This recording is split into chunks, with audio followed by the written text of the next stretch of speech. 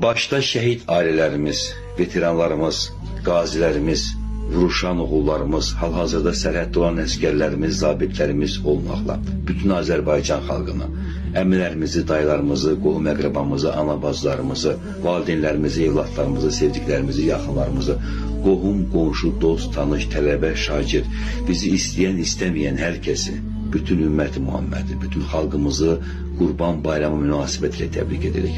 Uca Allah kəsilən qurbanları gözəl şəkildə qəbul eləsin. Allah Teala könlünüzdə, qəlbinizdə nə arzunuz, nə arzumuz varsa, Rabbim xeyirlisi ilə yeni edilməsi nəsibi müntəzam eyləsin. İnşallah ki, bu bayram, gələcək bayramlar hər birimizin üzərinə xeyirlə gələr inşallah.